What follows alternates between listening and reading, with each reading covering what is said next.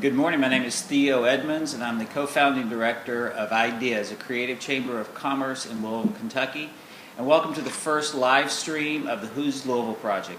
During the course of the next 2 months, this project is taking place at Zephyr Gallery on East Market Street in Louisville, Kentucky. And over the course of the 2 months, we'll be talking to industry leaders and artists from around Louisville and around the country about issues that are affecting our world. I'm joined this morning by Aaron Yarmouth, Executive Director of Leo Weekly. Leo is our partner in this adventure. And we have our first two guests of the live stream broadcast. We have Dr. Shaiwu and John Shaiwu. Welcome. Thank you. Thank you. So, this is called the Who's Louisville show. And let's just start off with that question. Who is Louisville right now? Who is Louisville? Louisville, to me, is a growing city with a lot of energy, a lot of entrepreneurs. I think the mayor's doing a great job with the vision of growing the city. And so I think Louisville has the potential to be a metroplex. Just very exciting, a lot of energy. So, yeah. That's great. How about you, Dr. Wu? I think all of us are Louisville in the final analysis. It takes a community to build a great city. So all of us who are participating in making Louisville better, we are Louisville. That's a great answer. What do you see as some of Louisville's biggest challenges to growth right now? I think, like I said, Louisville has a lot of energy. I think that hindrance to change is a big challenge.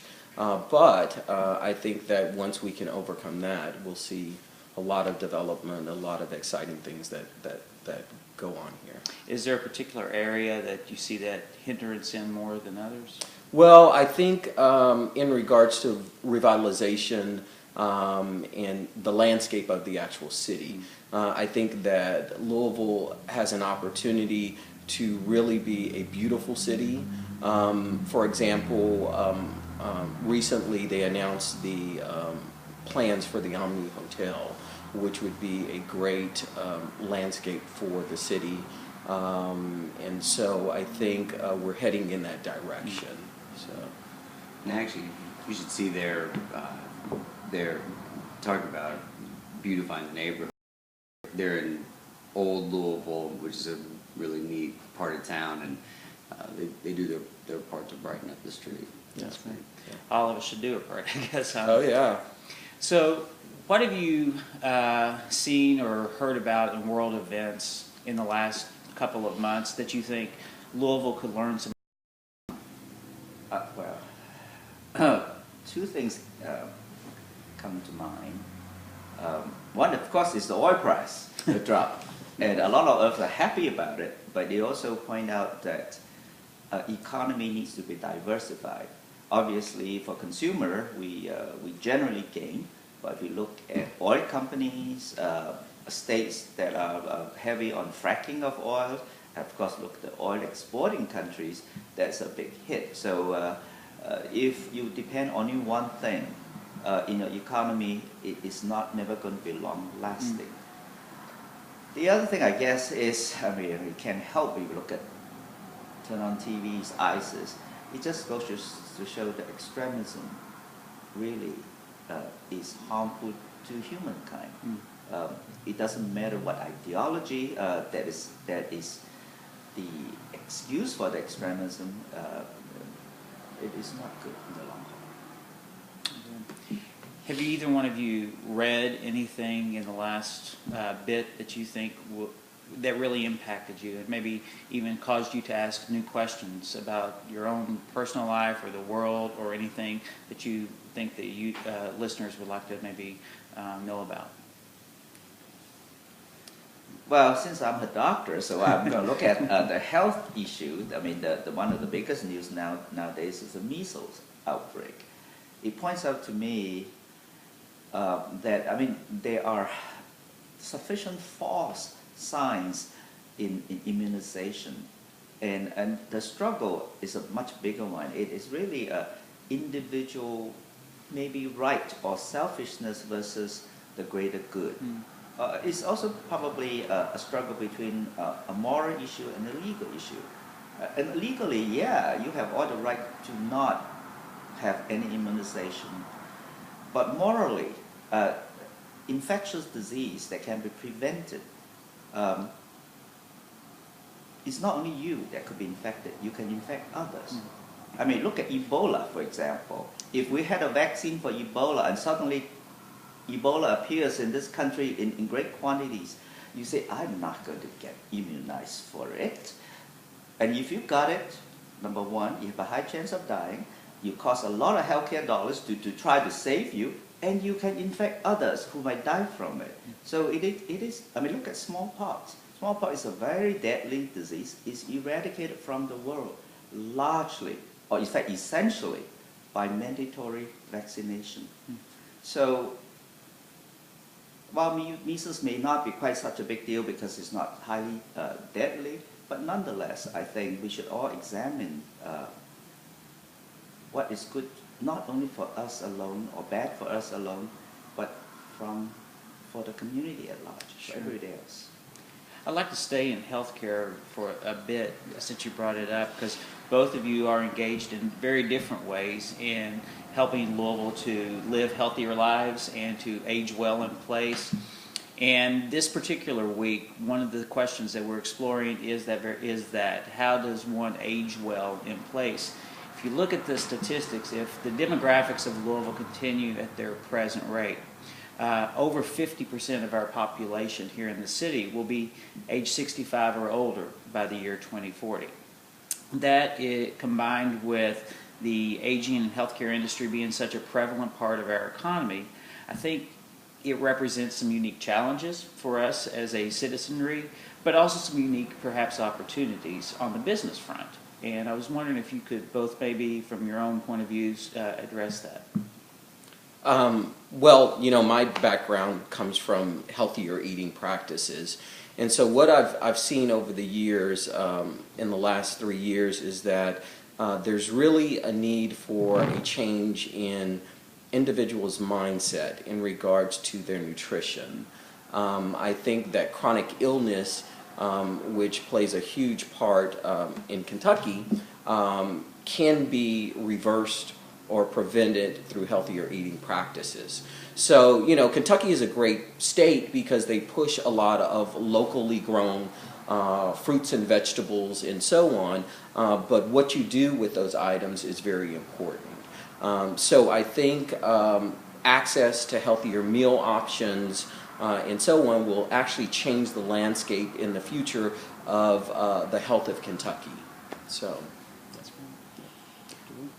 Well, from a physician point of view, I think I look at it in a broader sense. Of course, the first thing is to have good genes that you have, unfortunately, no choice of that. But the environment or how you live one's life, how one lives one, does play a significant part. Now, nutrition is one aspect. In general, I think is balance and avoidance of extremes again. Meaning, I mean, smoking is undoubtedly bad. This is one of our biggest problem in Kentucky. Now, alcohol in moderation is fine, but in excess, obviously, is no good.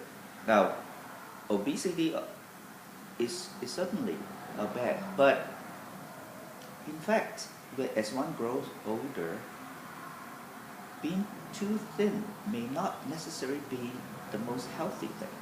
So to be kind of in the normal weight part is actually a good thing. Now, inactivity is a big issue. One should just move around, not just exercise or work out, just move around. And to me, really the secret of eternal youth is a good night's sleep. And you know, Americans by and large are not very good sleepers.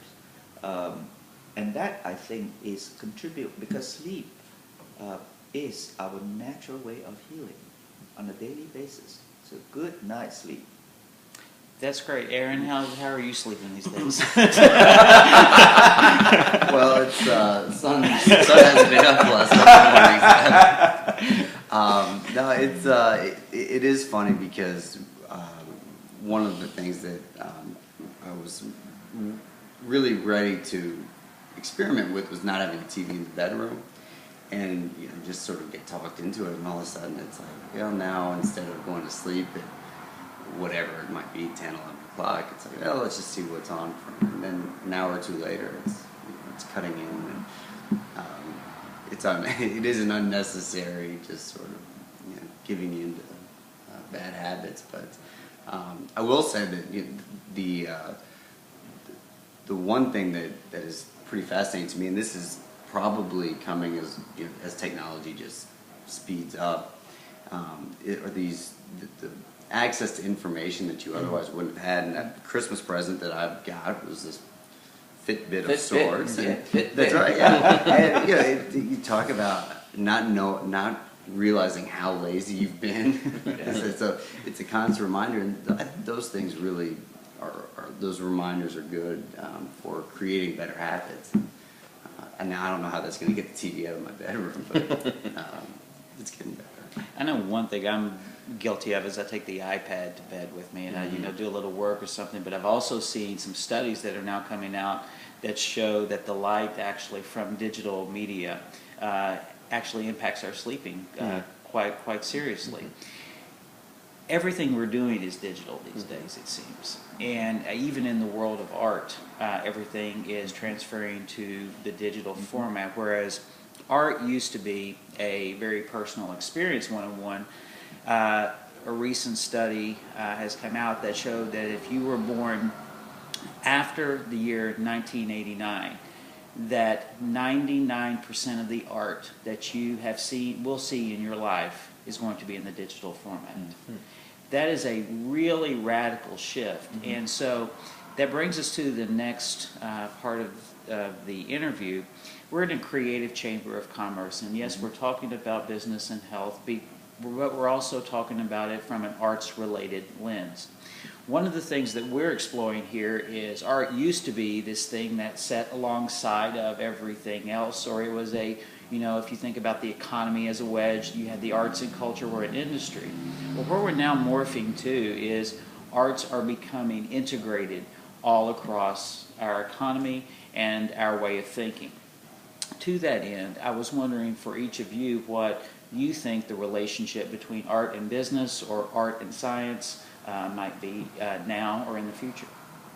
Well, in the field of medicine, these are intertwined, especially today, constantly. And the practice of medicine is based partly on science, but science is incomplete. That is our information or analysis and guidance that tell us what currently is best. But there is the art of medicine. You have to persuade someone to do the right thing for himself or herself. So, and different individual responds to different kind of communication skill, and that is in fact we have always known as the art of medicine. How do you convey compassion in the process? Then of course today you can't get away from money, which is a business part. And medicine is a business. If you don't know how to deal with it, you may end up not being able to do anything. I mean, it is well known for hospitals and institutions, really. No margin, no mission. I mean, if you don't have the money, how are you going to provide the service and everything that you want to do? So they are intertwined. Yeah, I think, in regards to arts and business and so on, I would say the same thing. They're all intertwined. I think that when they come together, it creates a experience that allows individuals to expand their horizons. I think that art challenges the mind and our ability to understand. So they're all intertwined. The artist Mel Chin, this quote is maybe not exactly right, but he describes and defines art as a catalytic force that allows new options to become visible. And I think that gets to what you're talking about.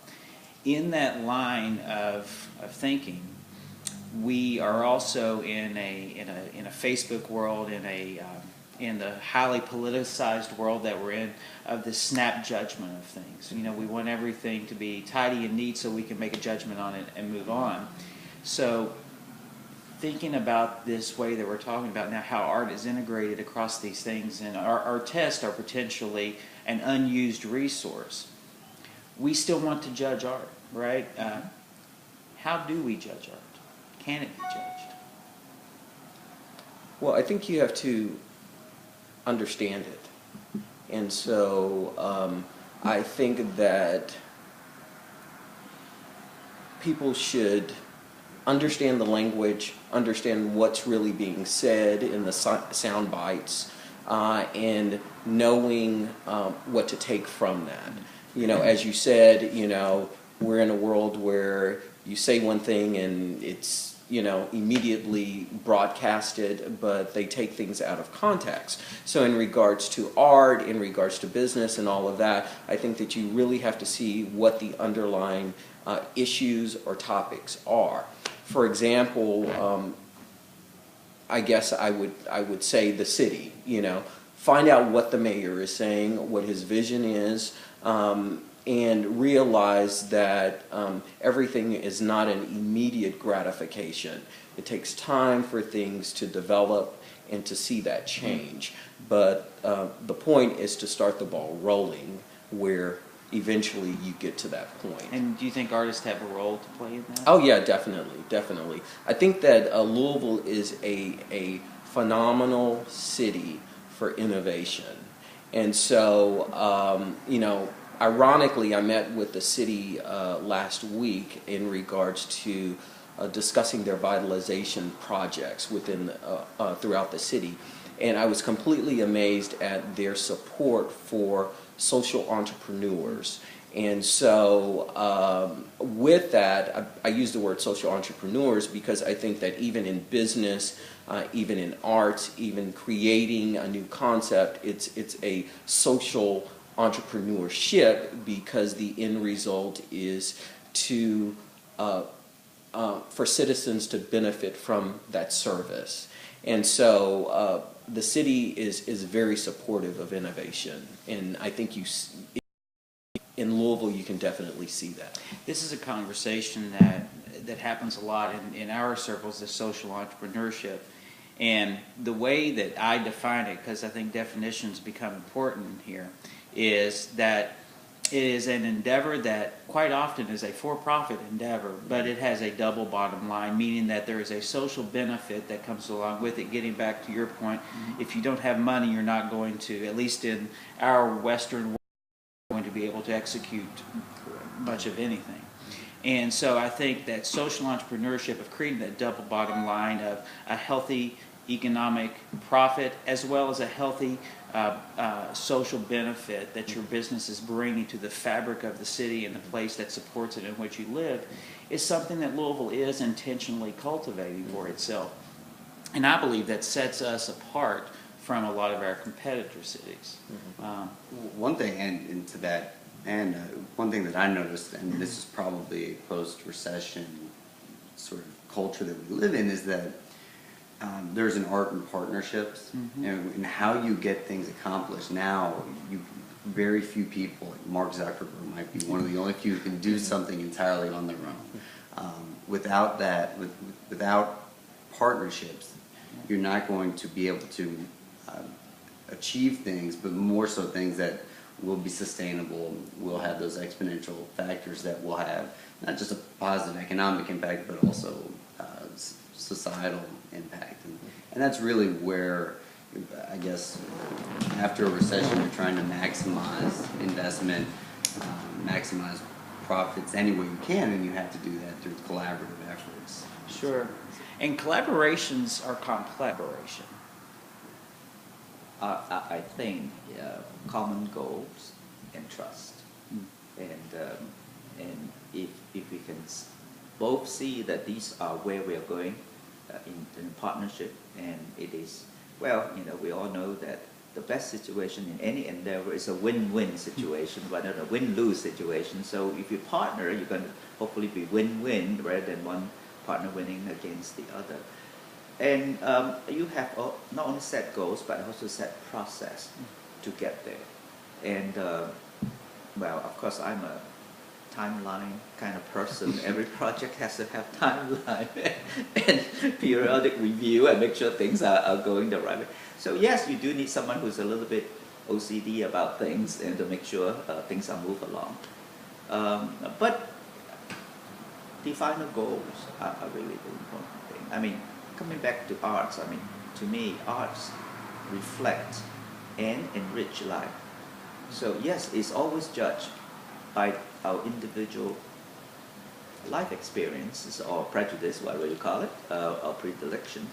But it is really in the context of our own life experience. So the richer one's life experience has been, perhaps the more acceptance of artistic expression, which actually reflect life. Sure. I mean, into that, in one of the conversations that happened here last night at our Mix and Pivot event was that talking about partnerships, that Louisville is used to being traditionally a one museum city with the Speed Museum. But now there's the Kentucky Museum of Art and Craft is doing amazing things there.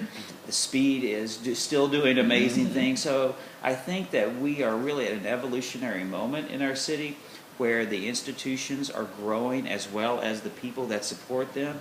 And that comparison that you talk about that makes us learn, I think, when you go into a gallery and you see one painting, for instance, hanging beside another, those paintings get into a conversation with each other. You change out any one of them, the experience becomes different. It becomes richer in a way. So I think that we're experiencing that also in our city with our institutions, and that's a thrilling thing to see happening alongside the entrepreneurial activity in the city.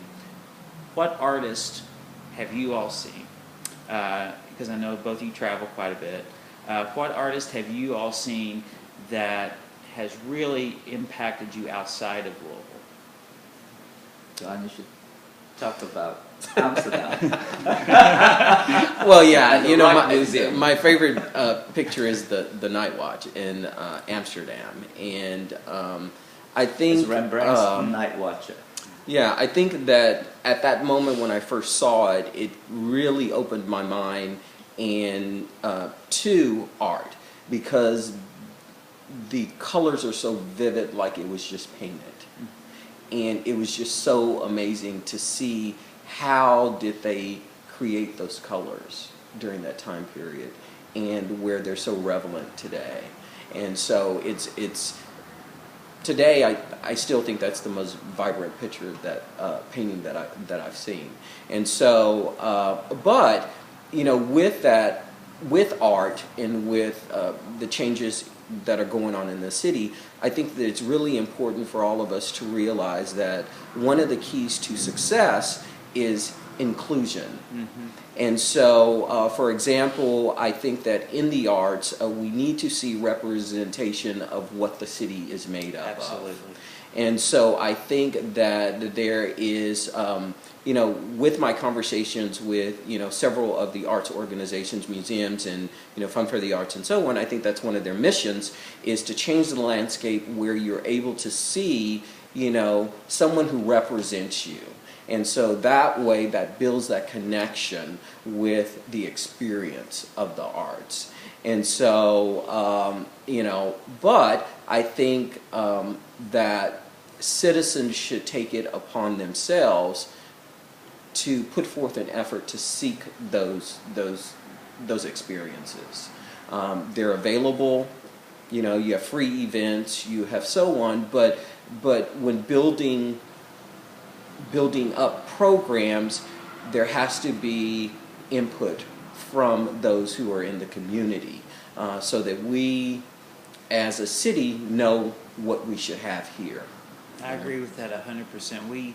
I've had many rewarding arts experiences in Louisville, but for me personally, the most rewarding was last October in our art place grant that we have at Ideas, we did an event called the Smoketown Poetry Opera, where we took and worked with about 15 young African American DJs, dancers, poets, etc., over the course of a couple months to put on a work of contemporary theater is really what it turned out to be. And we staged it in the construction site in Shepherd Square at 2 at sunset in October.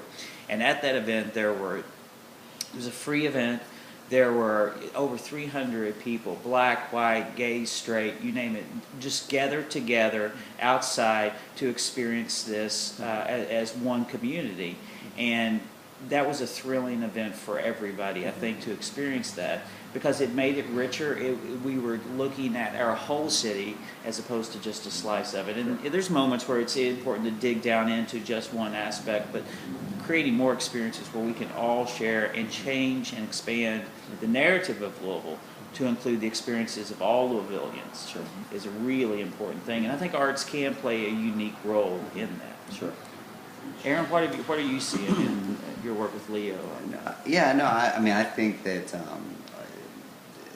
not to get too top, 30,000 feet high on what life is all about, but to me, it is all experiences. And that's one of the things that I like about Leo personally, and I'd like to think we play a small part in for the rest of the city, is exposing or whether it's yourself or others to things that are going on in the community. And I think it's important because there are tremendous things going on that I wouldn't know about otherwise, and there have been several things already, big, small, that experiences that I'll remember that wouldn't have otherwise had not been for Leo, and that's what I think is great about this.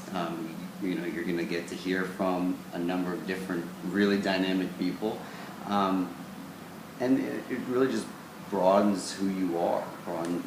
It's just listening to what you were saying, just about the value of art in someone's life. I mean, it kind of reminded me of the Dead Poets Society line, which I butchered, but it was doctors. But he said, doctors, lawyers, those are important things to sustain life. But art, music, poetry, those are what you live for. And I think that experiencing those really is what it's all about.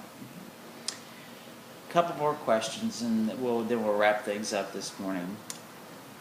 Who is a Louisvillian that you respect, that is maybe someone that is not on the headlines or in the papers all the time, but is doing really important work, and that other people in this city should know about? Don't say Steve. Aaron. I think everybody knows about Aaron. No, that's because I show up in bourbon. Well, I would probably say these are some of the people who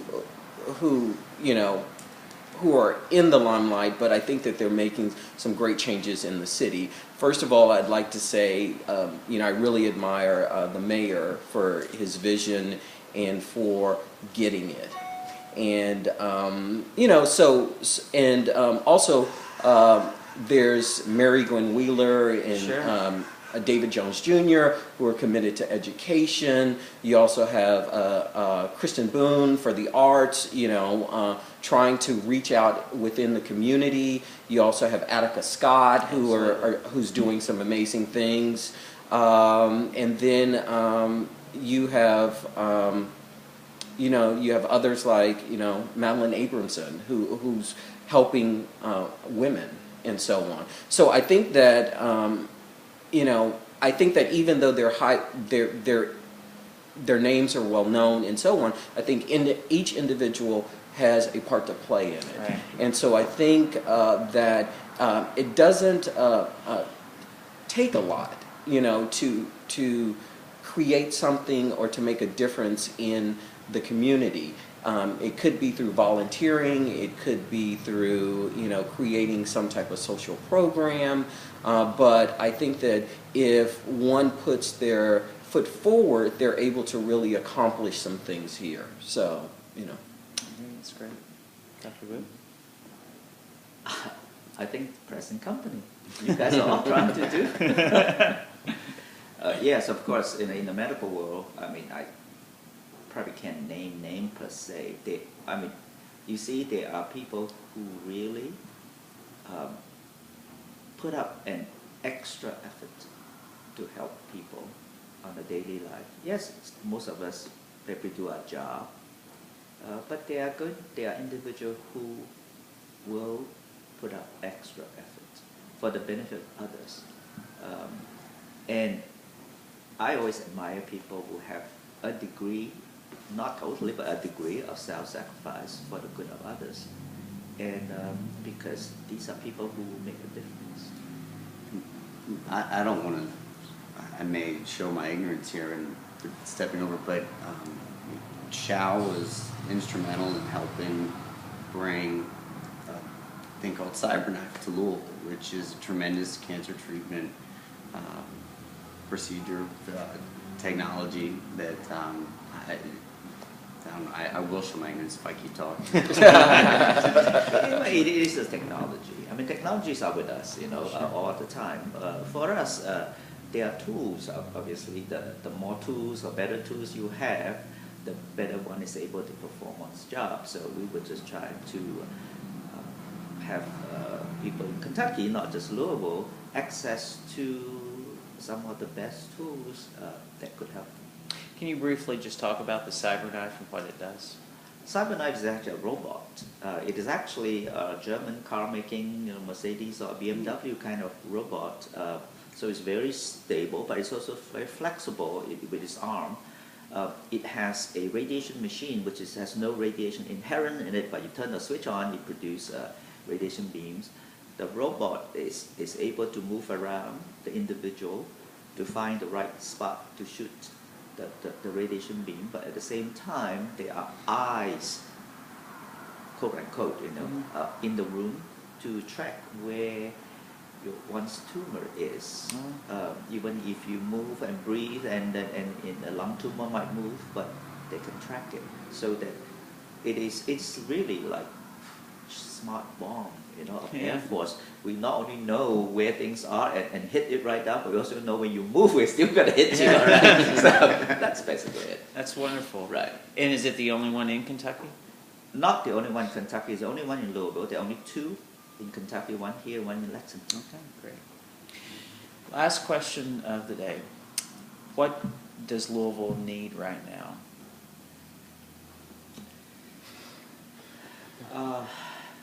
I think Louisville will continue, hopefully, to need infusion of new blood. There's people with talent that will come to Louisville to enrich the city. So it's partly our job who are here to make the city attractive enough for people who really, with talent, would like to come here. I'm going to defer to Aaron and Jimmy if you'd come back to me. I was going to say Louisville needs breakfast. Next breakfast. No, I think that just picking up on that with constant an infusion of new people, whether young, old, big cities, small towns, whatever, different backgrounds and professions, that's where great ideas come from. That's where creativity comes from. There was a book I read called Imagine, and the author got in some trouble for it. But the facts within the book were never disputed, and they talked about the critical mass needed to spur innovation. And while I don't want Louisville to turn into an enormous city, you do need that critical mass and various backgrounds and experiences to lead to innovations and creativity. last chance. All right. Well, you know, I think that in order The to grow, healthy meal. well, I think in order to grow the city, you actually have to have diversity, inclusion, and you have to have a increased educated population.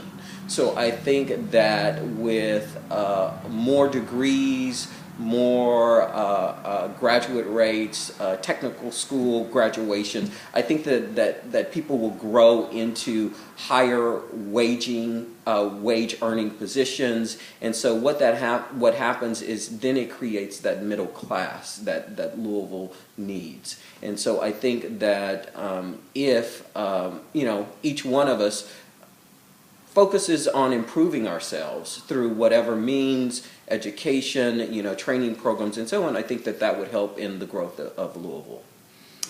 I agree. These are all good things, and the good news is I think all of these things are being worked on by a lot of us around the city. Yes. So things look good, I think, for us in the future. Thank you all for being here with us this morning, and we're going to get Aaron some breakfast now. And John just wants it to be a healthy breakfast. Thank you for joining us on the Who's Louisville webcast. Tonight is the opening event of Man Bartlett's exhibition. Man has been here working for the last 2 weeks and will be here for a month total with Thrive 365, which is a mobile app for diabetes management of food scores to allow people with diabetes and prediabetes to live more fulfilling and healthy lives. So we hope you'll check Man's exhibit out tonight. Thanks again, and we'll see you next week.